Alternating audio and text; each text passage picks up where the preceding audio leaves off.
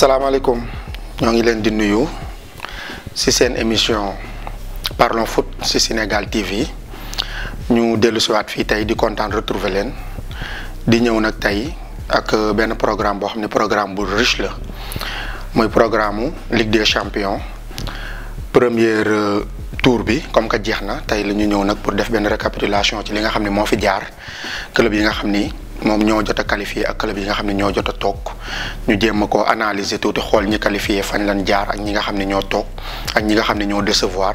ak petit poussé yi nga xam ne xaaruñu leen woon te finalement ñu ñëw génn ci huitième de finale yi qualifié. donc sans plus tarder dañuy démarrer ak club yi nga xam ne si ñoom ñoo jot a qualifié 16 équipes yi qualifié en huitième de finale dañ koy démarrer ak le tenant du titre Bayern de Munich. Dortmund aussi qualifié na pour ce qui est des Allemands Leipzig aussi qualifié na ak Mönchengladbach bu ñu xoolee mu mel ni Allemagne kon dañu def 100% 4 équipes la ñu indi woon ñoom ñëpp qualifié nañu. bu ñu demee Espagne aussi Real de Madrid qualifié na jël première ci poulam Barcelone aussi qualifié na jël deuxième derrière la Juventus Atlético Madrid aussi qualifié na ak FC Séville. Espagne aussi kon bu ñu xoolee ñoom tam dañu def 100% 4 équipes la ñu éliminé indi woon 4 équipes yëpp qualifié nañ pour les huitièmes de finale.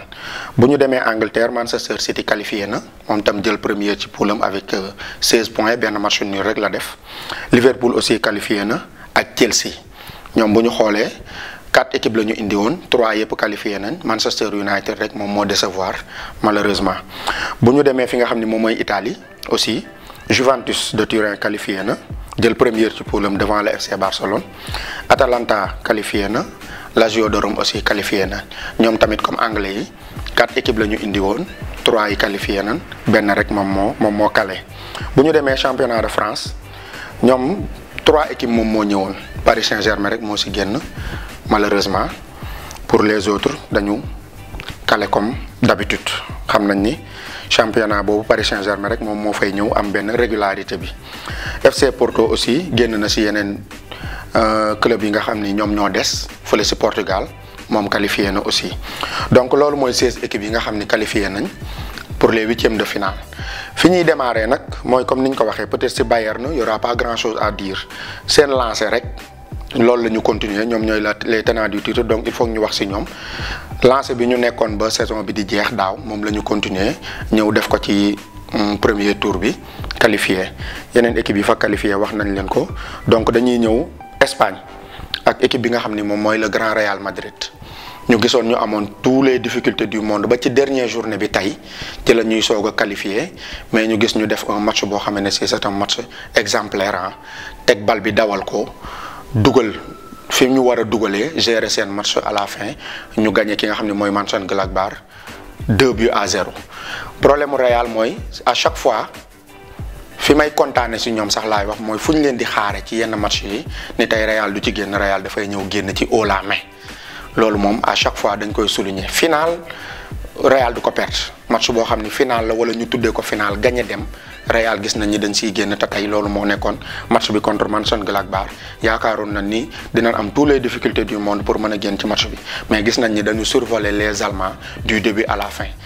Retour de Ramos bi aussi ça a été déterminant on a aussi vu un bon Lucas Vázquez sur son côté droit day dépanner latéral mais gis nañ ko offensivement ak défensivement waaye c'est carrément correct gis nañ ko muy jox ay centres yu baax Benzema défense su Mönchengladbach bi aussi yombalal ko Real parce que Benzema ñaari buts yu mu dugal yëpp mën nañ ni c'est des buts identiques centre bi dafay ñëw premier but bi Benzema rek moo nekkoon ci surface bi amoon na 4 défenseurs allemands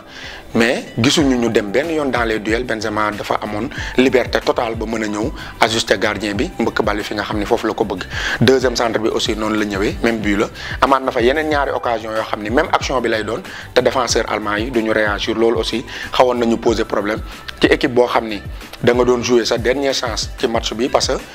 matchu Inter ak Shakhtar bi. foofu la seen résultat lañ doon xaare ba xam dinañ génn wala duñ génn donc man j'attendais plus ci Allemand yi ñu ñëw gën a poser des problèmes Real de Madrid mais da ngay gis ni sax à la fin dafay mel ni Mönchengladbach ñoom ñoo mën a match bi alors que bu Inter gagné woon tey wala benn Shakhtar ñoom mën nañ fa jaare toog te bi match bi di démarrer ñoom ñoo nekkoon premier ci poule bi te mënoon nañu toog heureusement pour eux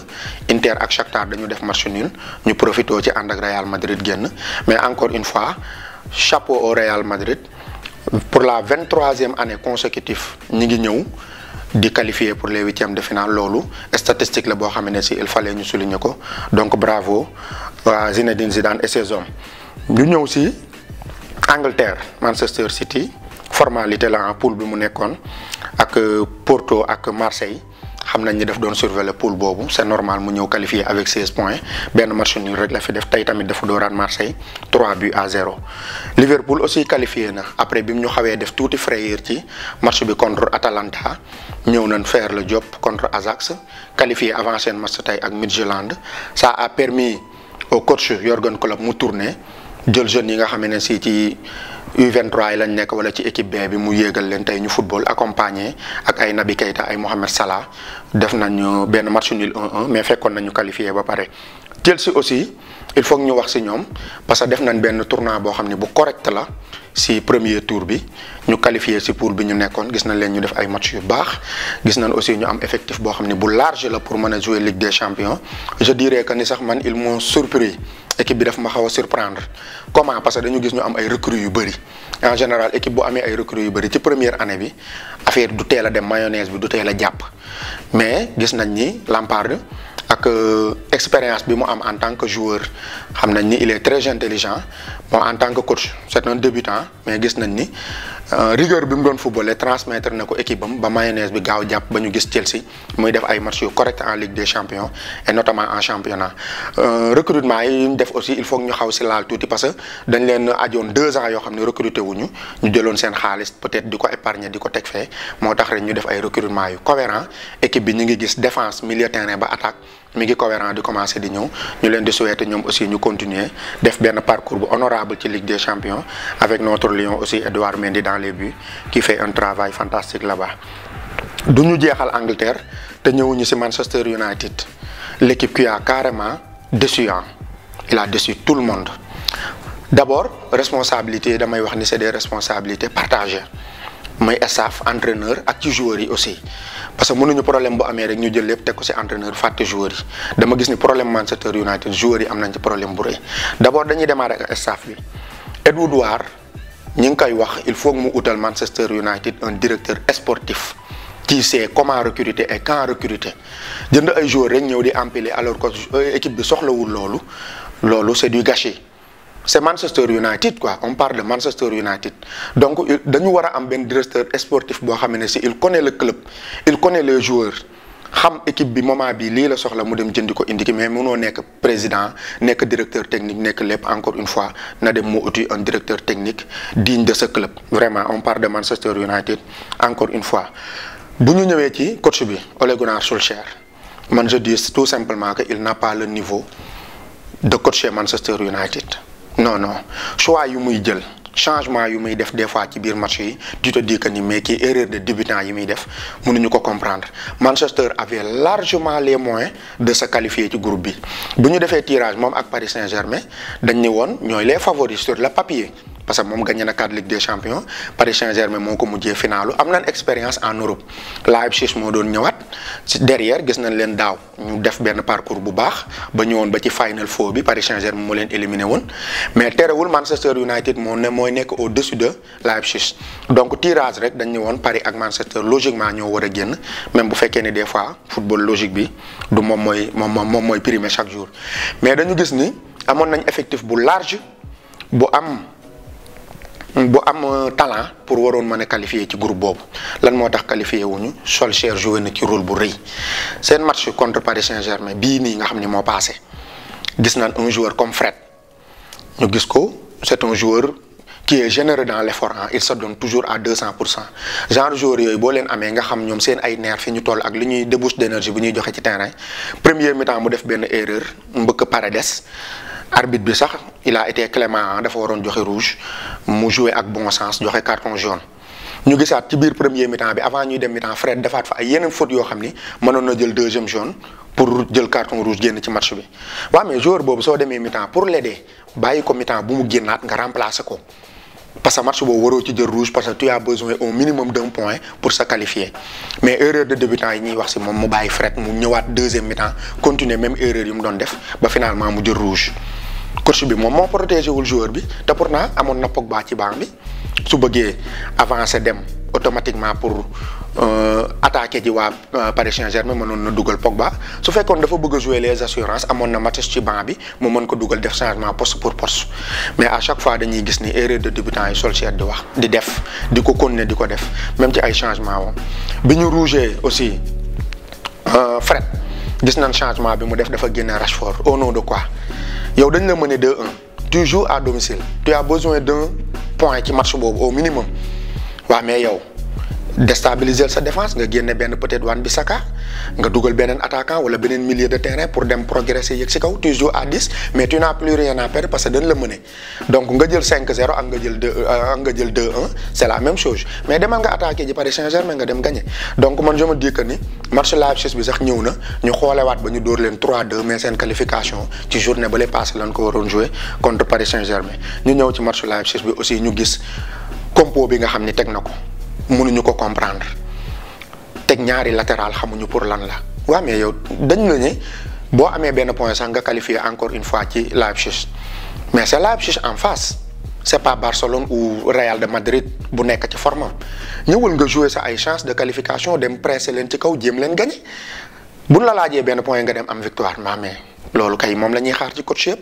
su fekkee ni loolu mënul am xam nañu Leipzig dañ am problème mu défense ni ñuy dugalee noonu la ñuy encaisser demal nga presser leen fexe dugal lu ñu dugal dinañ ko encaisser nga jéem a am sax au minimum match nul mais encore une fois Solskjaer Manchester United bu ñu bëggee avancer il faut que ñu débarrasser wu ci coach bi parce que gis naa ni c'est pas un coach de Manchester United dafa war a am coach de charisme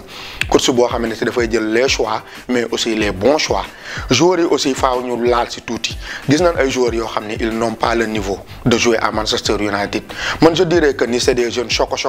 ñoo xam ne seen image rek moo leen ñor quand on joue à Manchester United on doit se donner à 500%. Le club le mérite quand on porte ce maillot là on doit le mouiller pas ñëw ci terrain bi di def du n'importe quoi te gis nañ ay joueurs yoo xam ni amuñu niveau bi sur tous les lignes Manchester dafa am ay joueurs mais joueurs yi ci boppam ñoo dul joxe loo xam ne ci moom la club bi di xaar ci ñoom donc Manchester United fallait ñu développer ci wax ni ñu footballé vraiment il faut que ñu xoolaat club bi joueurs yi ñuy recruter ay joueurs dignes de ce club parce que Manchester boo fay football comme niñ ko xamee woon ci seen anciens yi Patrice Evra Vidic, Rio Ferdinand, Ryan Giggs au milieu de terrain, Paul Scholes, Wayne Rooney. waaw mais ñooñu boo dee xool ci ñoom di football ci club bu ñu jaar mais da nga war a honorer club boobu mais ñi vraiment honte rek la ñuy indil Manchester United faut le dire encore une fois mérité wuñu sol maillot bi coach bi aussi il faut que ñu xoolaat ay choix am jéem ko accompagner aussi mu xool nan lay defee ay choix am wala ñu virer ko tout simplement indi un coach boo xam ne mën na yor Manchester boo xam dina jël les choix mais les bons choix. Les choix forts comme ni ko Ferguson doon waxee à Manchester United c'est simple de faire les choix ñu ne ko comment mu ne tu es en forme tu es compétitif tu joues tu ne l'es pas tu es sur le banc ñu ne ko même si c'est Wayne Rooney mu ne même si c'est Wayne Rooney donc y a pas photo tu es en forme tu joues tu ne l'es pas tu restes sur le banc mais Solskjaer amul courage boobu amul charisme boobu donc il doit tout simplement dégager donc loolu la ñu indi woon ci Manchester United donc indi ci club yi nga xam ni jot nañu qualifié ci premier tour bi ñu ñëwoon rek def récapitulation en attendant ñu xaar tirage bi lundi nga xam ni moo war a am fële Suisse ñu ñëw si tirage bi ak naka la club yi war a doxalee ci huitième de finale donc loolu lañ indi woon tey ci matchu Manchester United bi ak ni nga xam ni noonu lañ def ba qualifié wuñu jox leen aussi li nga xam ni moom mooy équipe yi nga xam ni ñoo jot a qualifié pour les huitièmes de finale donc on vous quitte sur ça di leen jox rendez-vous très prochainement si seen émission Parlons Foot sur Sénégal TV merci beaucoup et à la prochaine.